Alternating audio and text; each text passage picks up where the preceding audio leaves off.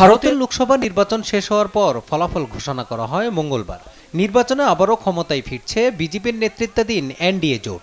NDA জোট ক্ষমতায় ফিরলেও জনপ্রিয়তা কমেছে নরেন্দ্র মোদীর, আর অপ্রত্যাশিত ভালো ফল করেছেন কংগ্রেসের নেতৃত্বাধীন ইন্ডিয়া জোট। ভারতের নির্বাচনের পর প্রশ্ন উঠছে, মোদীর নেতৃত্বাধীন নতুন সরকারের সাথে বাংলাদেশের সম্পর্ক কেমন হবে। বিশেষজ্ঞরা বলছেন, দুই সরকার পুরাতন হওয়ায় সম্পর্কের খুব বেশি পরিবর্তন হবে না। তবে বাংলাদেশ সরকারের উচিত হবে অমীমাংসিত বিষয়গুলোকে সমাধান করার জন্য জোর দেওয়া। কূটনীতিক ক্ষেত্রে বড় রকমের পরিবর্তন আসার সম্ভাবনা নাই, এবং বাংলাদেশ সহ অন্যান্য যে প্রতিবেশী আমরা আছি, আমাদের সাথে সম্পর্কে এই ইলেকশনের কারণে বড় রকমের কোনো পরিবর্তন আসবে বলে আমি মনে করি না।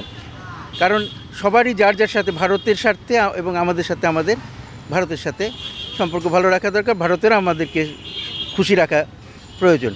তবে সাবেক পররাষ্ট্র সচিব তৌহিদ হোসেন মনে করেন, ভারতের নির্বাচনের মাধ্যমে সম্পর্কের ক্ষেত্রে তেমন কোনো পরিবর্তন আসবে না। অমীমাংসিত বিষয়গুলো সুরাহা হবে এমন আশাও করেন না তিনি।